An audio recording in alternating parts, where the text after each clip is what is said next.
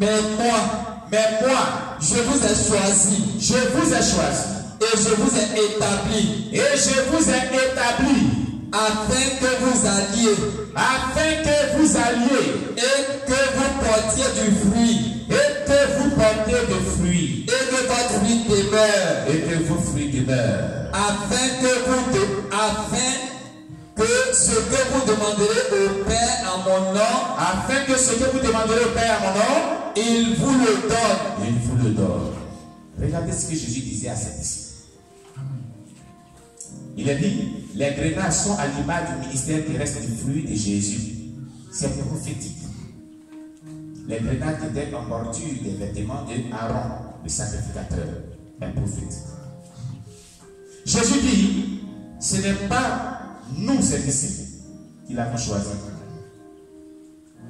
Mais c'est lui que nous a choisis. Et il nous a établis comme serviteurs de Dieu, comme servants de Dieu. Amen. Pour un but, c'est pour un but que Dieu t'a choisi du monde païen et a fait de toi un disciple de Jésus, a fait de toi un croyant chrétien, a fait de toi un responsable dans une église, a fait de toi un pasteur, évangéliste, prophète, apôtre, docteur, peu importe, diacre, diaconesse, ancien. Comme tout dit, il y a bishop et puis général à 3 galons, mais qu'on ne sait pas. Mais oui, effectivement, les appellations bishop sont publiquement prouvées. Veut dire évêque. C'est dans la version anglaise qu'on dit bishop. Amen. Amen. Sinon, il a dit évêque. Évêque, c'est bishop. Amen.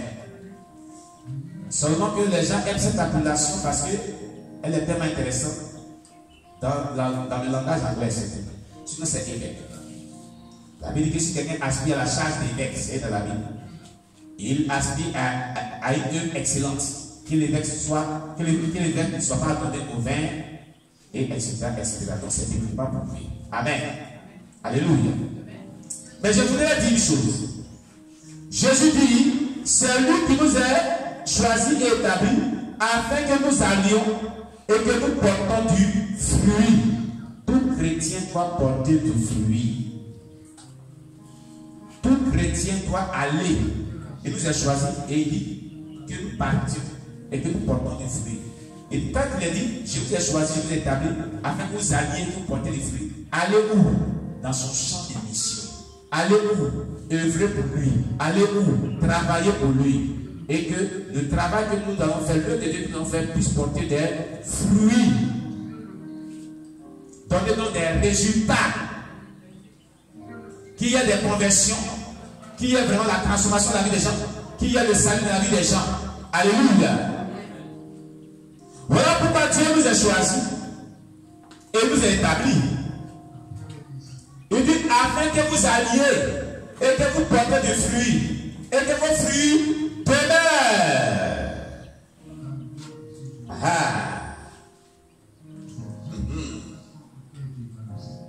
C'est pourquoi le Seigneur t'a appelé du monde païen à la vie chrétienne. Voilà pourquoi. Il t'a appelé du monde païen à la vie chrétienne. Voilà pourquoi. Voilà ce pourquoi le Seigneur t'a appelé du monde païen à la vie chrétienne. Afin qu'il te choisisse. C'est un choix que la vie t'a choisi. Afin que tu passes dans son champ de mission. Il lui-même l'a dit. La moisson est grande. Il y a peu d'ouvriers. Priez-le. Mettre la moisson. Afin d'envoyer des ouvriers en sa moisson. Alléluia. Alléluia. Donc si Jésus nous a appelés de la vie païenne à la vie chrétienne, il nous engage dans son champ de mission. Il nous dit afin que vous alliez et que vous portez des fruits. Les fruits dont Dieu parle ici, c'est le fruit de la conversion des âmes. C'est de l'évangélisation, le fruit de l'évangélisation qui est la conversion des âmes. Il dit et que vos fruits demeurent. Il y a plusieurs types de fruits, mais je parle ici spécifiquement des fruits de l'évangélisation. Amen. Alléluia. Que ce fruit d'évangélisation demeure, vous savez pourquoi? Tu dois gagner les âmes et faire d'eux des disciples qui doivent demeurer dans la foi de Dieu. Depuis que tu es chrétien, quels sont tes disciples qui demeurent dans la foi? C'est ce qu'on va nous demander au ciel. Demain. Quels sont tes fruits qui demeurent? Ils vont te demander cela au ciel. Quels sont tes fruits qui demeurent, cher bien-aimé? Depuis que tu es converti à Jésus-Christ, tu es chrétien baptisé, 1 an de conversion, 2 ans de conversion, 3 ans de conversion, 4 ans de conversion, 5 ans. Il y en a qui sont jusqu'à 14 gigas ici. 14 gigas, 15 gigas de conversion. Écoute, quels sont tes fruits qui demeurent dans le Seigneur? Quels sont tes fruits qui demeurent dans le Seigneur? Où sont tes fruits que tu as portés qui demeurent dans le Seigneur? Ces fruits-là, Jésus va les réclamer au ciel. Il va te les réclamer. Il va te les réclamer. Il va te demander quels sont tes fruits. Arrivé au ciel, Jésus va dire, mon cher ami, quels sont tes fruits qui demeurent? Qu'est-ce que tu vas lui dire? C'est pourquoi je vous ai rappelé avant-hier que ça veut dire ces jours d'évangélisation. Allez-y évangéliser. Faites un effort pour évangéliser. Pour gagner les âmes à Christ et que vos fruits demeurent. Amen. Alléluia. Voilà. Il va falloir que vos fruits demeurent. Il va falloir que vos fruits demeurent. Il va falloir que vous portez des fruits, que les fruits demeurent.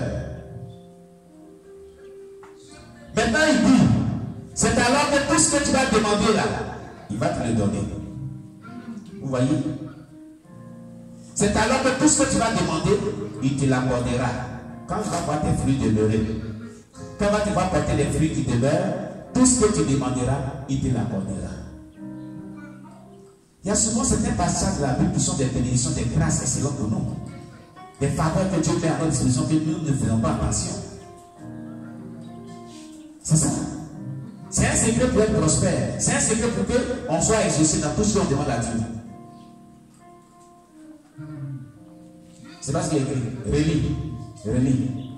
Jean chapitre 15, verset 16. Le mari de Jean chapitre 15, verset 16. Relis cela pour tout le monde, à haute voix. Jean chapitre 15, le verset 16. Oui. Ce n'est pas vous qui m'avez choisi, mais moi.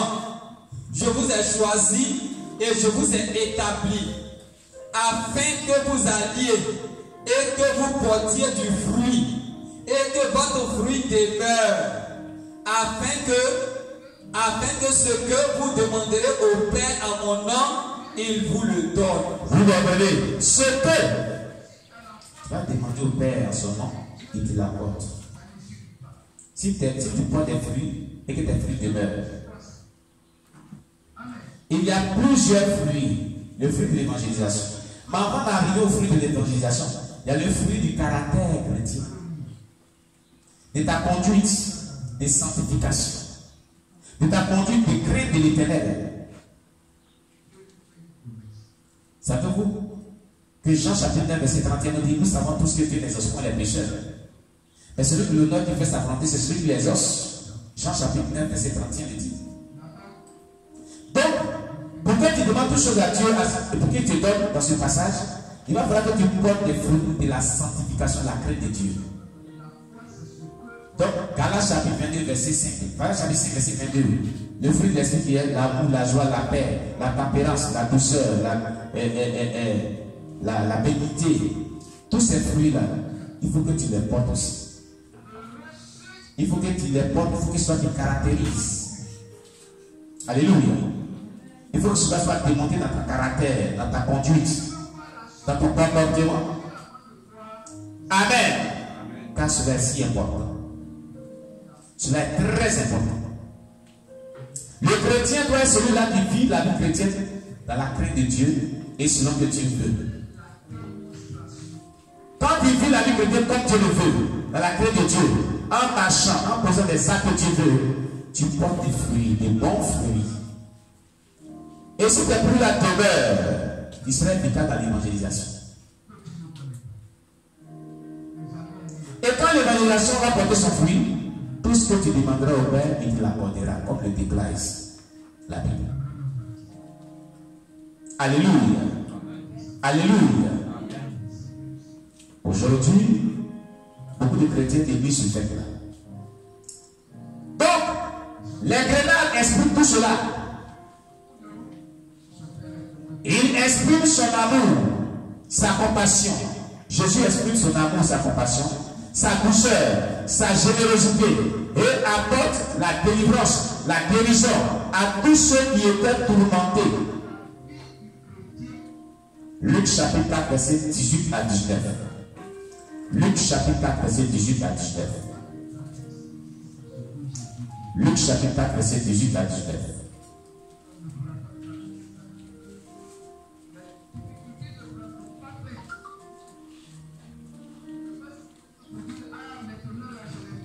Verset 18 à 19.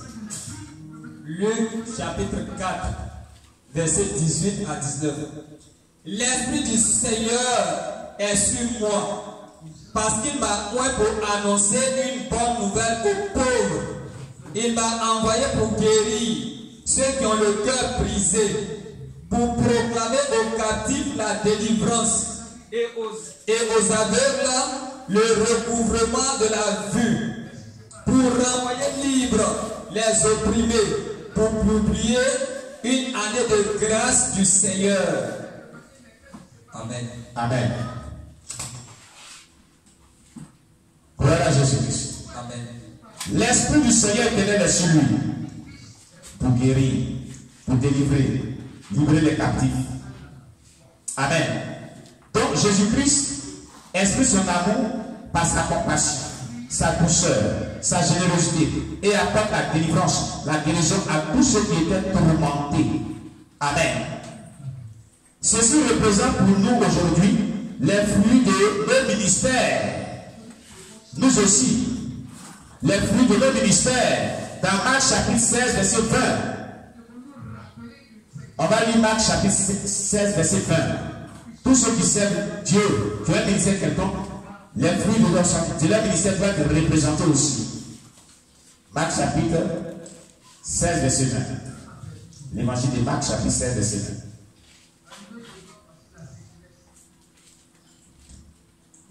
Marc chapitre 16, le verset 20. Et ils s'en allaient prêcher partout.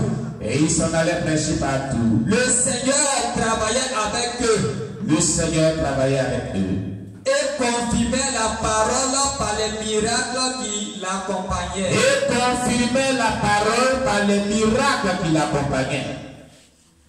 Amen. Voici le fruit de notre ministère aussi. En temps normal. Quand on partait prêcher l'évangile, il va falloir que le Seigneur confirme la parole par des miracles qui l'accompagnent. Il ne peut pas avoir de confirmation de la parole de Dieu qui est prêchée par des miracles qui l'accompagnent s'il n'y a pas de consécration adéquate. Il va falloir que vous consacrez à la dimension que Dieu veut pour que les miracles confirment la parole que vous prêchez. Alléluia. Oui. Pour qu'il y ait un signe miracle, il va falloir que vous vous consacrez à une dimension dont Dieu attend de vous. Pour qu'il y ait vraiment ces résultats-là. Amen.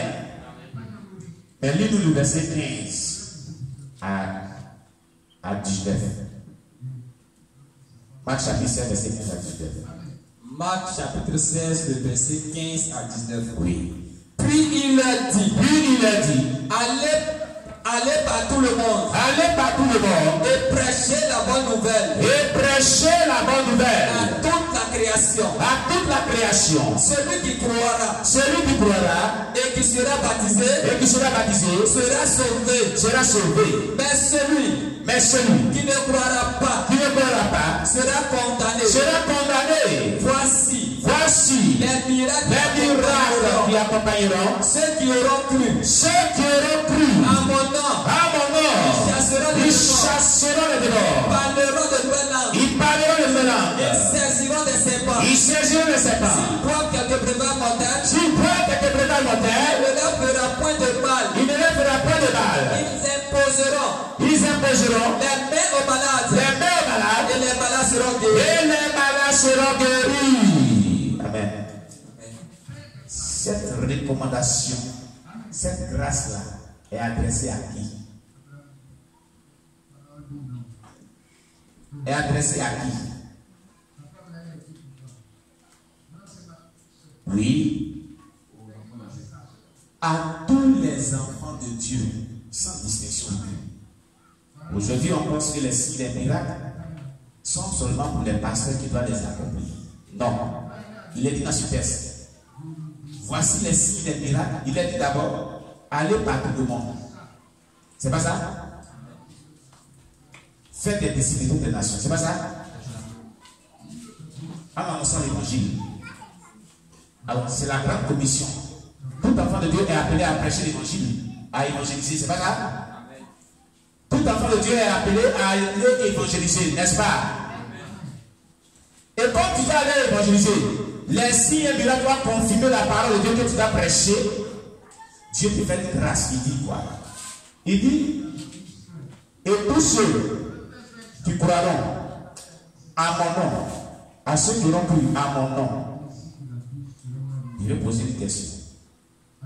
Qui ne croit pas en Jésus ici?